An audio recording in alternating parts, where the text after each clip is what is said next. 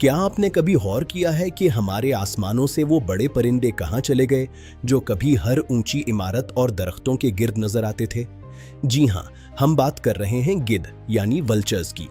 वो परिंदा जिसे अक्सर हमने एक मनफी अलामत समझा, दर हकीकत वो हमारी जमीन का सबसे बड़ा सफाई सुथराई का अमला था। 1990 की दहाई तक जनूबी एशिया, खसूसन पाकिस्तान और भारत में गध इतनी बड़ी तादाद में थे कि उन्हें गिनना नामुमकिन था। लेकिन फिर अचानक उनकी अमवात की खबरें आने लगीं। सिर्फ चंद सालों में गध की आबादी में 99% तक कमी वाक़ई हुई। ये साइंसदानों के लिए एक बहुत बड़ा मुअम्मा बन गया। बरसों की तहकीक के बाद 2004 में एक हैरानकुन इंकशाफ हुआ। कातिल कोई शिकारी नहीं था, बल्कि एक मामूली सी दवा थी जिसका नाम है डिक्लोफेनाक। ये दवा मवेशियों के इलाज के लिए इस्तेमाल की जाती थी, लेकिन गध के लिए ये एक मोहलिक जहर साबित हुई। जब गिद्ध इस दवा से मुतासरा मुर्दा जानवर खाते तो ये उनके जिस्म में दाखिल हो जाती है। गिद्ध का मैदा दुनिया के खतरनाक तरीन जरासीम को तो हजम कर सकता है, लेकिन वो डिक्लोफेनाक को बर्दाश्त नहीं कर सका। इस दवा की मामूली मिकदार उनके गुर्दों को फेल कर देती है। गिद्ध के गायब होने से कुदरत का तवाजुन बिगड़ गया। एक गिद्ध सिर्फ 20 मिनट में एक मुर्दा जानवर का ढांचा साफ कर देता था।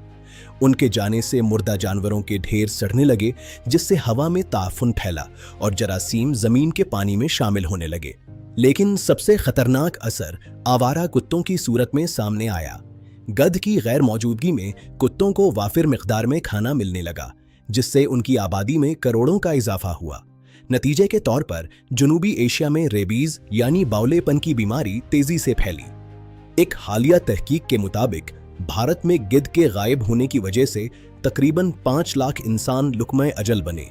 ये इस बात का सबूत है कि कुदरत का हर जानदार, चाहे वो कितना ही बदसूरत क्यों न लगे, हमारे तवाजुन के लिए कितना अहम है। जब खतरे की शिद्दत महसूस हुई तो पाकिस्तान, भारत और नेपाल की हुकूमतों ने 2006 में डिक्लोफेनाक के वेटरनरी इस्तेमाल पर पाबंदी लगा दी। इसके मुतबावल के तौर पर मेलोसिकैम नामी महफूज दवा मुतारिफ कराई गई है।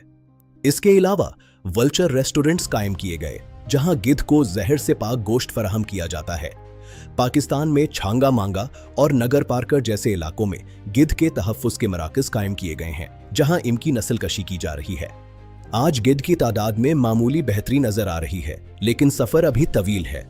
गिद्ध बदसूरत नहीं, बल्कि वो हमारे माहौल के खामोश मुहाफिज हैं। हमें ये समझना होगा कि उनके बगैर हमारी जमीन का मुस्तकबिल खतरे में है। अगली बार जब आप किसी गिद्ध को देखें तो उसे नफरत से नहीं, बल्कि एहतराम से देखें, क्योंकि वो आपकी जमीन को साफ रख रहा है।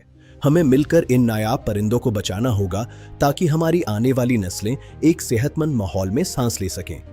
अगर आपको ये दस्तावेजी मालूमाती वीडियो पसंद आई हो तो इसे लाइक और शेयर जरूर करें, ताकि आगाही फैले।